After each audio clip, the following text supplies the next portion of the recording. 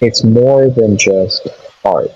Because if you go out and you paint a painting, it's more about the creativity, about the color, about the texture, that kind of stuff.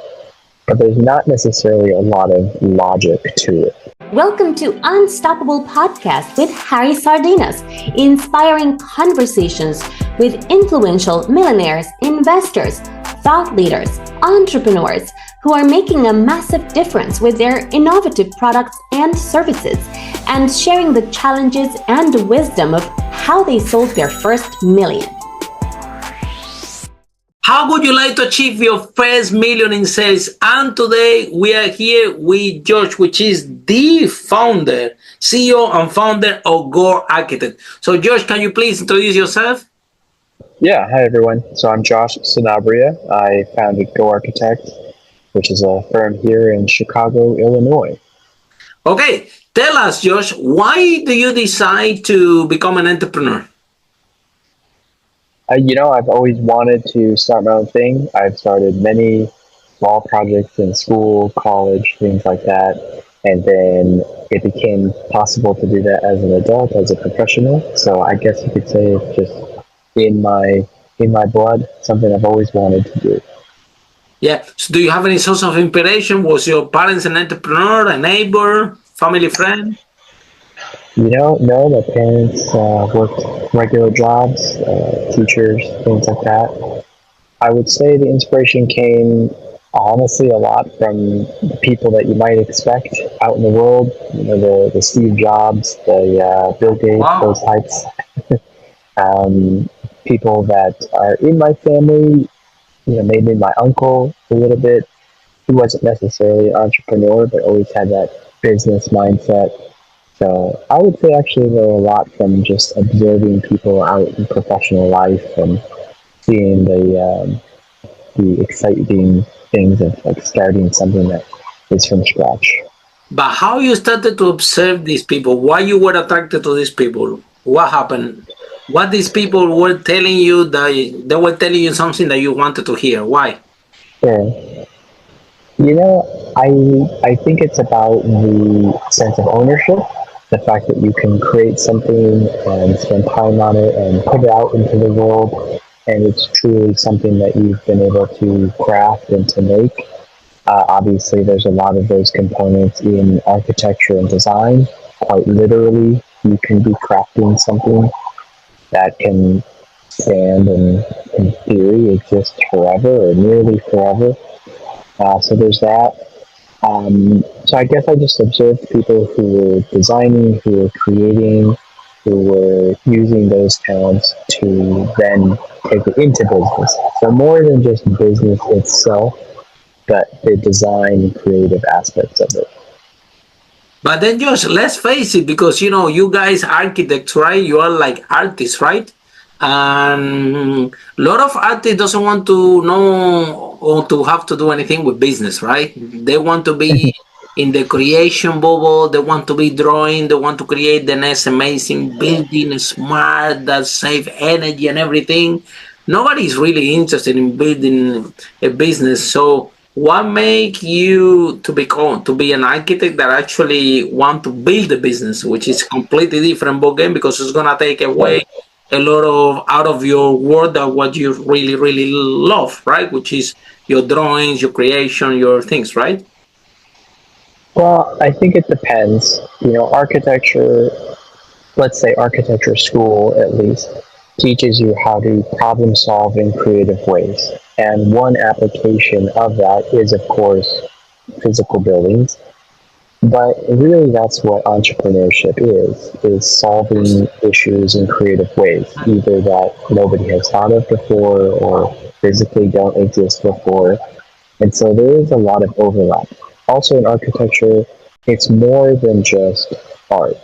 Because if you go out and you paint a painting, it's more about the creativity, about the color, about the texture, that kind of stuff.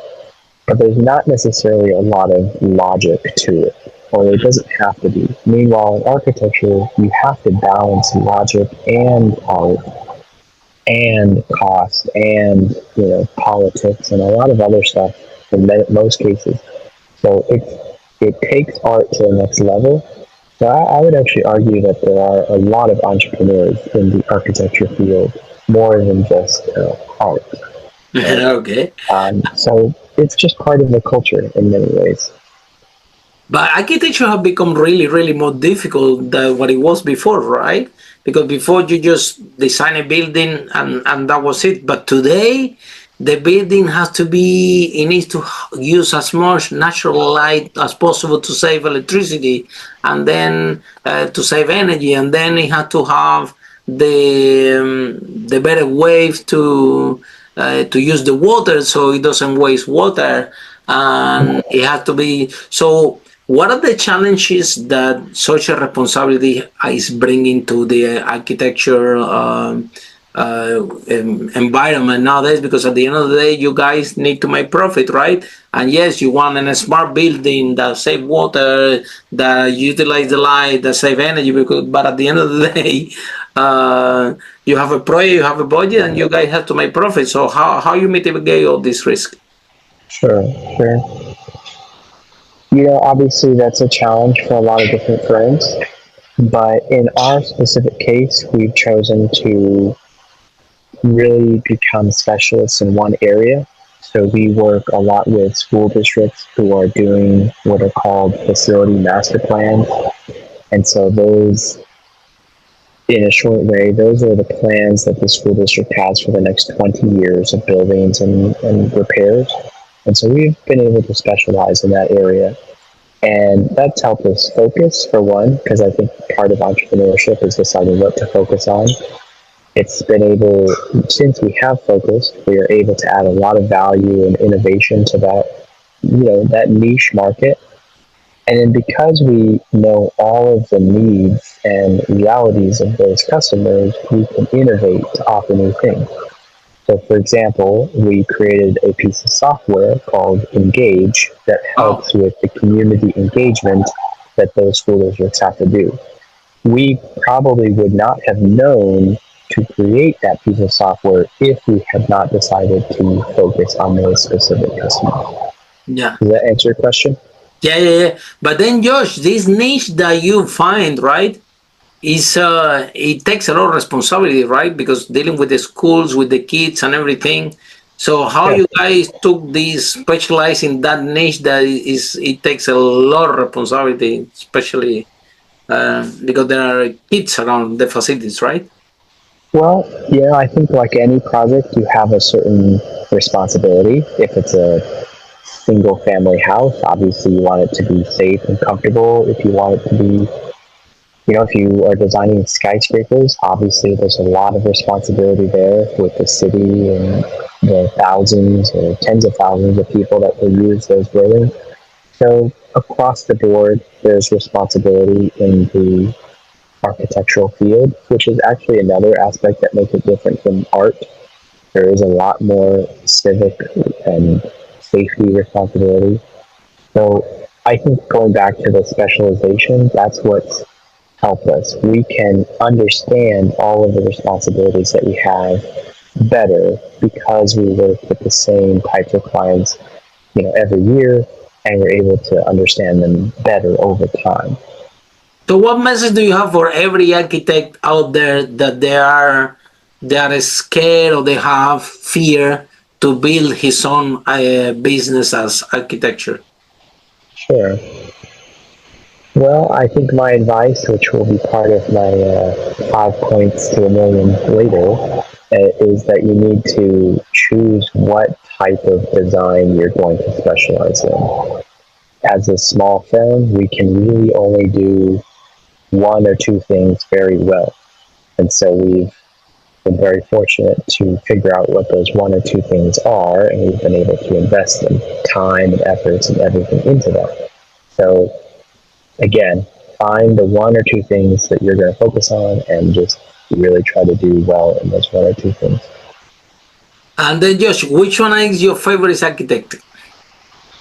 Oh, there's a British architect. His name is Norman Foster. Ah, yeah, yeah, yeah, I know. The building is very close to to our Yes. office, to where our office used to be. Yeah, the Gherkin, yeah. Yep, the Gherkin and many other buildings in London and around the world. I think his buildings, he's been around long enough. I believe he's in his 80s. So he's been Yeah. around long enough that he has buildings all over the world, and they just have a certain monumental aspect that I really enjoy. What is the biggest challenge in your business and how you overcome that challenge? Yeah, I would say because we do try to innovate and create new things. So, for example, the Engage software, The software, yeah. part of the challenge is whether to create something that is only used by your clients or to try to create something that has broader appeal. And creating something with broad appeal is, you go through the typical startup questions about finding product market fit, getting it made, the cost, marketing, competitors, all of those kinds of things. But we're doing it in the context of a internal project.